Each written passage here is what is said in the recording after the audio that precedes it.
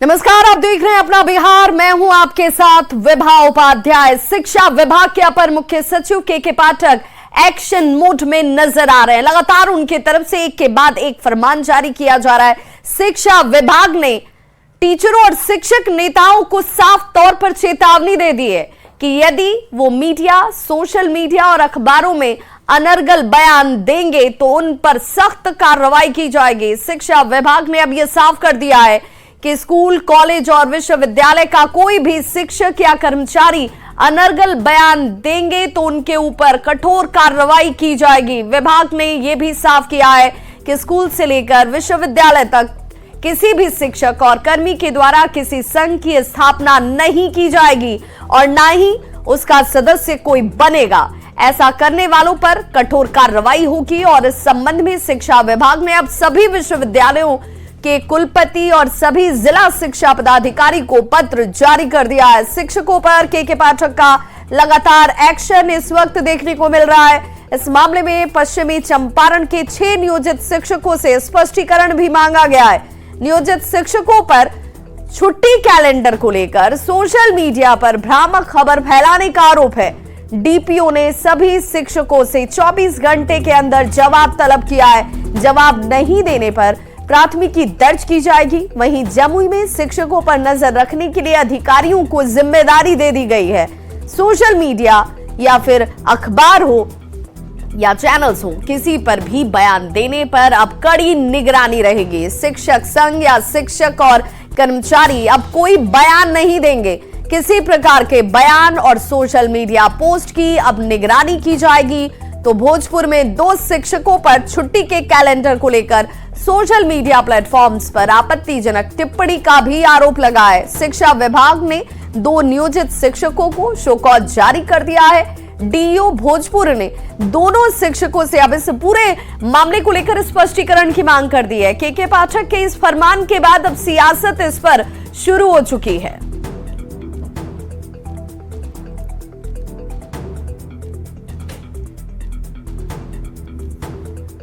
तो वहीं शिक्षा विभाग पर सुशील कुमार मोदी ने एक बड़ा आरोप लगा दिया है। सुशील कुमार मोदी ने कहा है कि नीतीश सरकार आपातकाल की तरह इस वक्त अनुशासन पर्व मना रही है। संगठन बनाने और बयान देने पर वेतन रोकने के आदेश तानाशाही का प्रमाण है। मुख्यमंत्री के इशारे पर शिक्षा विभाग में आपातकाल जैसे हालात पैदा हो गए हैं। शिक्षकों के लोकतांत्रिक अधिकारों का हनन किया जा रहा है। माहौल ऐसा है कि बीपीएससी से चयनित 32,000 योग्य शिक्षक किसी स्कूल में योगदान करने को ही तैयार नहीं है। शिक्षकों के कुछ बोलने, बयान देने या फिर संगठन बनाने पर रोक लगा दी गई है। और ऐसे में अब के पाठक के इस आदेश पर सियासत गर्म हो चुकी है। जहां महागठबंधन के पाठक का बचाव कर रही है, वहीं बीजेपी की अगर बात कर ले तो बीजेपी ने इसे तुगलकी फरमान और अभिव्यक्ति की आजादी का हनन बताया है। एक गुजारिश जरूर करूंगी कि देखिए, आपके हाथों में बच्चों का भविष्य पठन पाठन के माध्यम से हमारी सरकार ने जब आपको नियुक्त किया है तो आपके अधिकारों को भी सुनिश्चित हमारी ही सरकार करेगी। और इसके लिए ऑलरेडी प्राथमिक शिक्षक संघ, माध्यमिक शिक्षक संघ है। आदरणीय के पाठक साहब ने जो सलाह दिया मीडिया या संघ से दूरी बना करके रखने का, उसके पीछे की था कि शिक्षक गणों को पठन पाठन में ध्यान देना है। तुगलकी राजा के तुगलकी सचिव का तुगलकी फरमान। आज 21वीं सदी में आपको अपनी अभिव्यक्ति की आजादी भी नहीं है। बिहार में शिक्षक अपना संघ नहीं बना सकते, अपनी अभिव्यक्ति मीडिया के आगे नहीं कर सकते। ये सब फरमान इसलिए दिए जा रहे हैं कि कल के दिन में बिहार की जो वास्तविक वित्तीय अवस्था है उसके कारण जब शिक्षकों को वेतन नहीं मिले तो न ये शिक्षक कहीं अपनी आवाज उठाएं और न ही किसी संघ के माध्यम से अपनी मांग रखें। जिनको जो कार्य दिए गए हैं, जिनके लिए जो कार्य निर्धारित किए गए हैं, उस कार्यों पर ध्यान दें। और चूंकि बच्चों के बेहतर भविष्य के लिए, बिहार में बेहतर शिक्षा के वातावरण के निर्माण के लिए और गुणवत्तापूर्ण शिक्षा के लिए जो राज्य सरकार के स्तर से प्रयास किए जा रहे हैं, उस प्रयास को सफल बनाने में शिक्षकों की महती भूमिका होती है। देखिए, इसमें कोई भी संदेह नहीं है कि के पाठक जी के प्रयासों से बिहार की शिक्षा व्यवस्था में व्यापक सुधार हुआ है। वो लगातार सुधार का काम कर रहे हैं, लेकिन इसका ये कतई मतलब नहीं कि उनका कोई आधिकारिक आदेश कर्मचारियों और शिक्षकों के लोकतांत्रिक अधिकारों का हनन कर दे। सरकार इसके प्रति सतर्क है। तो के पाठक लगातार एक्शन मोड में है। शिक्षकों पर लगातार सख्ती के बाद अब सवाल भी कई तरह के उठने शुरू हो चुके हैं। के पाठक हालांकि ये कह रहे हैं कि ये जो तमाम बदलाव हैं सियासी तौर पर अब जानकार भी जिस तरीके की टीका टिप्पणी कर रहे हैं उससे अब इस पर सियासत का तेज होना भी स्वाभाविक है। सवाल ये उठता है कि के पाठक का ऑर्डर टालना भारी पड़ रहा है। बयानबाजी रोकने के लिए प्रयास शुरू हो चुके हैं। बयानबाज शिक्षकों पर अब लगातार कार्रवाई की जा रही है। नियमों का सख्ती से पालन का आदेश तक दे दिया गया है। संघ बनाने पर रोक लगा दी गई। अब आप कोई संघ नहीं बना सकते हैं। शिक्षक नेता बनकर जो आप राजनीति कर रहे थे या राजनीति का हिस्सा बन रहे थे वो काम अब आप नहीं कर सकते हैं। के पाठक के बारे में अब ये कहा जाता है कि वो जमीन पर उतरकर यानी कि ग्राउंड पर काम करते हैं, समस्या को समझते हैं और फिर उस समस्या के समाधान के लिए प्रयास उनकी तरफ से किया जाता है।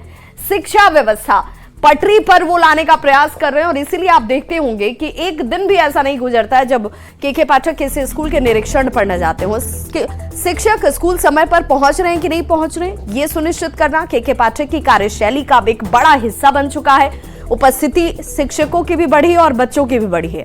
शिक्षकों के बहानेबाजी वाली जो स्थितियां थी वो अब बंद हो चुकी है। स्कूल में के पाठक खुद पहुंच जाते हैं औचक निरीक्षण करने के लिए कि कौन सा शिक्षक पहुंचा नहीं पहुंचा, रिपोर्ट जो पहुंच रही है वो सही है या नहीं है, इससे सुनिश्चित किया जा रहा है। गैरहाजिर लाखों छात्रों का नामांकन तक रद्द कर दिया गया।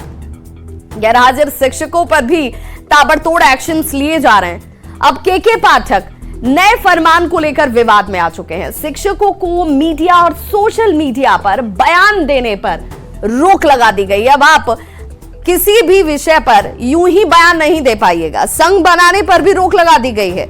जो शिक्षक नेता बन रहे थे या फिर संघ बना करके वो किसी भी विषय पर अपनी बात रख रहे थे उस पर रोक लगाई गई है। कहा गया है कि आप पढ़ाने के कार्य से जुड़े हुए हैं, बच्चों को पढ़ाइए, उन पर समय दीजिए। के पाठक का यह साफ संदेश है, मीडिया से दूर रहिए, स्कूल में उपस्थित रहिए, बच्चों को पढ़ाइए।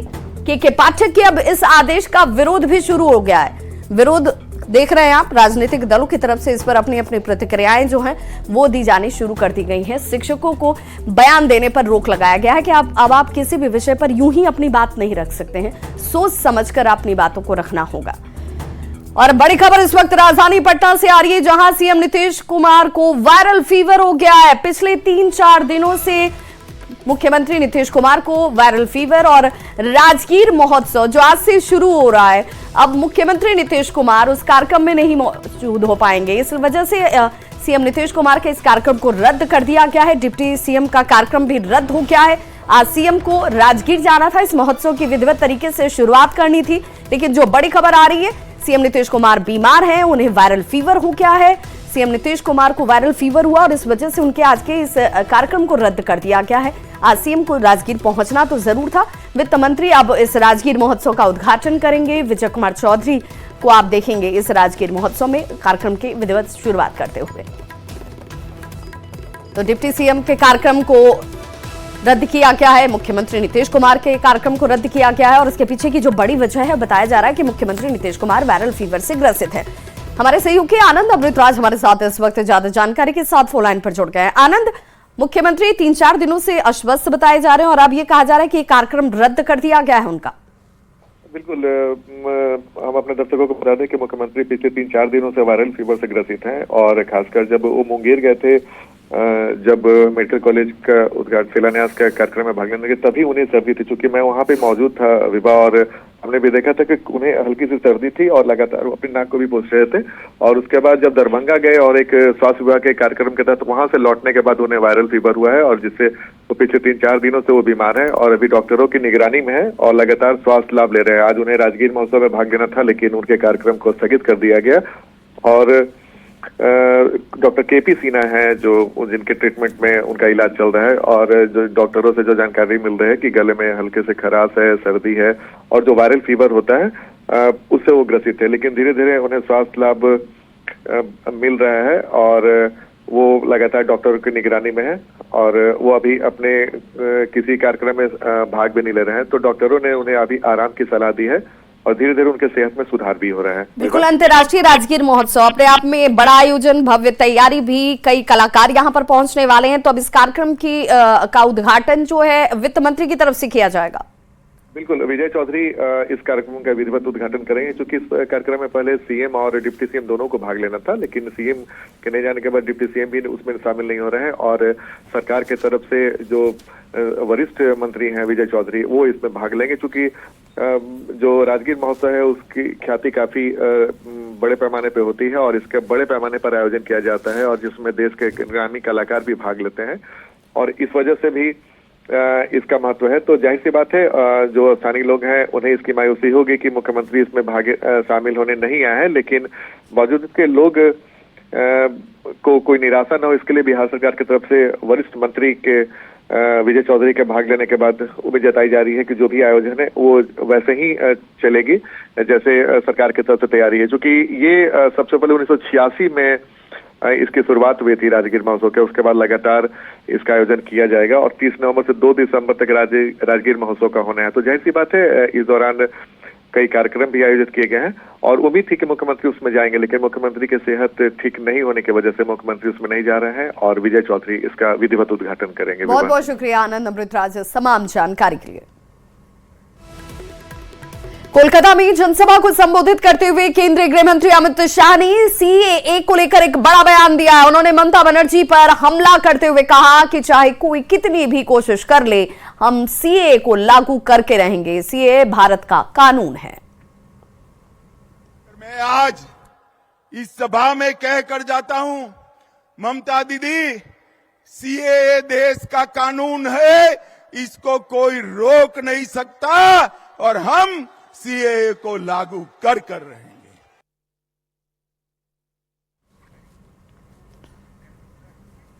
तो बिहार में स्वास्थ्य व्यवस्था को लेकर बड़े बड़े दावे किए जाते हैं, लेकिन बेगूसराय सदर अस्पताल के डॉक्टर खुद बीमार हैं। सुनकर आपको थोड़ा अजीब लगेगा, लेकिन सच्चाई यही है।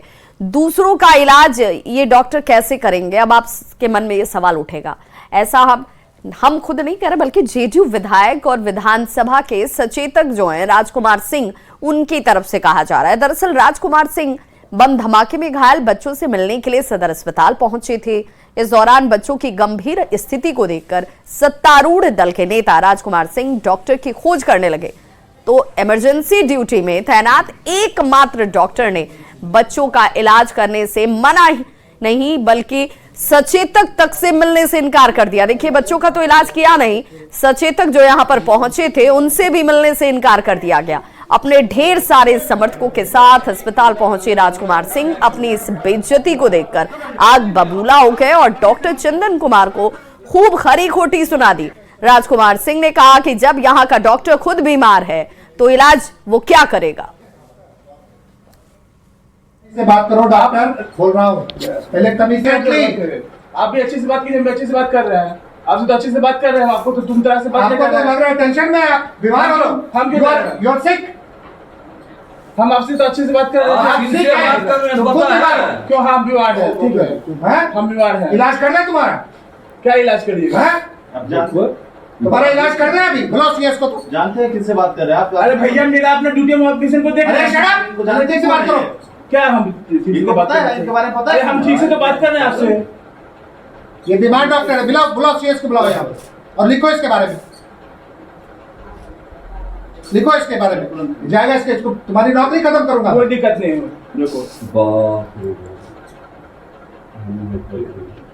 कहाँ घर है तुम्हारा? कहाँ घर है? घर कहाँ है तुम्हारा? कहाँ घर है? तुम रंगबाजी करने के लिए तुम यहाँ रंगबाजी करने आए? आप यहाँ रंगबाजी करने आए कि लोगों को देखने आए? हम तो देख ही रहे पेशेंट को। क्या देख रहे हो तुम यहाँ पर? हो नहीं बात। यहाँ ड्यूटी नहीं है। तो देखिए, ये स्थिति है। निगरानी में ये 2 बच्चे हैं जो बम से घायल हुए हैं और उनके ऊपर किसी भी प्रकार की कोई डॉक्टर अभी तक उनको नहीं देख पाया है। ये बहुत बड़ी त्रासदी, बहुत बड़ी नेग्लिजेंस है और इस डॉक्टर ने जिस तरीके से बिहेव किया है और इस फ्लोर पे आने के बाद भी उस बच्चे की जो स्थिति है उसके बाद भी उसको देखे बगैर गया है, तो ये तो बहुत बड़ा नेग्लिजेंस है। और इस नेग्लिजेंस के खिलाफ अगर बच्चे को कुछ हुआ तो सिर्फ और सिर्फ चंदन कुमार के खिलाफ FIR दर्ज होगा, और उस FIR को दर्ज हम लोग भी करवाएंगे और उनके खिलाफ कड़ी से कड़ी कार्रवाई करवाएंगे। खबर छपरा से, जहां मशरक के लखनपुर में जहरीली शराब पीने से जिन मजदूरों की आंख की रोशनी चली गई थी, उन्हें आज तक मदद ही नहीं मिल पाई, जबकि सीएम नीतीश कुमार ने कहा था कि उन्हें मदद दी जाएगी। मजदूर अब सरकार से मदद की उम्मीद लगाकर बैठे हुए हैं, क्योंकि वे अब मजदूरी करने लायक ही नहीं है। ऐसे में उनका पूरा परिवार कैसे चलेगा, एक बड़ा सवाल इस वक्त है। बता दें कि सत्येंद्र राय और ढोरा गिरी ने गोपालगंज के बैकुंठपुर इलाके में शराब का सेवन किया था, और जब घर लौटे तो उनकी तबीयत बिगड़ी और बाद में आंख की रोशनी चली गई। से पियनी कहाँ पियनी? पियनी गाँव ही में केवलिया रहे, पिया देलक। हाँ, पियावे ला के रहे? पियाजू रहे। काहे ला पियले? वो काम उम करते नहीं ऐसे पिए वाला। हाँ, दारू बंद बा तो काहे ला पी लेनी दारू? अब ना पिए। हाँ, आँख के रोशनी तो चल गई दारू पीले से। अब ना पिए। ना पियनी जब तो कितना देर बाद असर बुझाए? लगभग 4-5 घंटा के बाद। वो घड़ी कुछ ना बुझाए? ना। पहले से शराब पियनी? ना। पहली जिंदगी में पहले कभी नहीं पियले? तो एक बैग काहे पी लेनी? सवर रहे आके पहले पियत रहे, आ ये शराब के टेस्ट में कुछ अंतर ना दिखाई दियल रहुआ? पहले ना पियत रहे। का भल 4 घंटा के बाद का असर भल? आँख से हमरा ना दिखाई दे। हाँ, ना दिखाई दे तो का कहनी? ओकर बाद में दवाई आई तो ना ठीक है। हाँ, मना करत नहीं जान, हम तब मना करें। पी के तो घर ही नहीं होता ना, तो 8 दिन ना पियत रहनी है। मैंने 8 दिन ना पियत रहनी है, जब से शराब बंदी हुई जब से ना पियत रहनी। मेरे आस-पास में कहीं शराब ना कहीं ना, लखनपुर इलाका में कहीं नहीं थे, छपरा जिला में अपना दूर में कहीं भी शराब की नहीं थी, ना कहीं पता नहीं थे। सबसे बड़का समस्या रहुआ लगे उहे बा जी, ये परिवार के चली। जी हाँ, परिवार के चली, एगो लड़की के चली पर्वत, ये बात दिक्कत हमरा लगे। हाँ, अभी तक केहू से मदद अभी कोई नहीं, खाली एगो मुखिया जी आयल बनी, तो खाली मुखिया जी आयल बनी मदद करे खातिर, बाकी कोई नहीं लोग आयल हमनी के लगे ही मदद करे। कौन मुखिया जी नाम का हमको? अशरफ। वही पीना ही के बारे में पूछी, भाई कैसे पी लिया तू? मैं देखिए सर ऐसी बात है, यहाँ गए कहीं मिल गया पी लिया ना, मेरे को और पता नहीं है, इसलिए कि अभी भी हमारा यदि नहीं पीते तो आंखों की रोशनी नहीं जाती। गलती आप में है। गलती है नहीं जी। गांव में शराब बिकती है आपकी? ना जी, कहीं नहीं बिकती। कहीं नहीं बिकती है। गोपालगंज में वायु प्रदूषण तेजी से बढ़ रहा है। यहाँ एयर क्वालिटी इंडेक्स यानी कि AQI लेवल 300 के करीब पहुंच चुका है। एयर पॉल्यूशन बढ़ने का एक सीधा असर अब सांस संबंधी समस्या से जूझते हुए मरीजों से नजर आता है। वहीं दूसरी तरफ शहरी इलाके में चल रहे बड़े बड़े कंस्ट्रक्शन कार्यस्थल पर प्रदूषण बोर्ड के मानकों का पालन नहीं किया जा रहा। स्वास्थ्य विभाग के डॉक्टरों ने टीवी, दम्मा और सांस से संबंधित रोगियों को ऐसे मौसम में बेहद सावधानी बरतने की अपील की है। डॉक्टरों का मानना है कि स्मॉग होने की वजह से एयर पॉल्यूशन तेजी से बढ़ रहा है। गोपालगंज से मौसम का हाल बता रहे हैं हमारे सहयोगी गोविंद कुमार। गोपालगंज में भी प्रदूषण का स्तर लगातार बढ़ रहा है। आज की अगर बात करें तो गोपालगंज में AQI यानी कि एयर क्वालिटी इंडेक्स 300 के करीब पहुंच चुका है। ऐसे में जो खासकर मॉर्निंग वॉक पर लोग निकलते हैं उन्हें परेशानी का सामना करना पड़ रहा है। ये तस्वीर है गोपालगंज के सदर अस्पताल कैंपस की, और यहाँ भी सुबह सुबह OPD में सांस से संबंधित कई मरीज इस वक्त इलाज कराने पहुँचे हैं। और आप तस्वीरों में भी साफ तौर पर देख सकते हैं कैसे सुबह के वक्त आसमान में काले धुंध छाए हुए हैं। ये प्रदूषण का स्तर बढ़ने की वजह से ऐसा हो रहा है, क्योंकि लगातार जो पॉल्यूशन बढ़ रहा है उससे लोगों की परेशानी भी अब बढ़ती हुई नज़र आ रही है। वहीं दूसरी तरफ जो कल कारखाना है और जो कंस्ट्रक्शन का जहां पर काम हो रहे हैं वहां पर पॉल्यूशन बोर्ड के मानकों का पालन नहीं किया जा रहा है।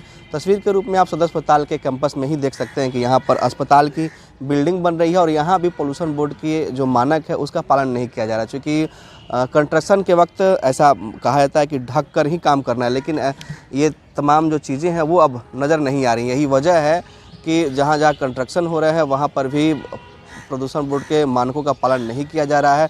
दूसरी तरफ सड़कों पर कूड़ा कचरा भी जलाया जा रहा है और खेतों में पराली जलाए जा रहे हैं। इस वजह से पॉल्यूशन का स्तर लगातार बढ़ रहा है और लोग इससे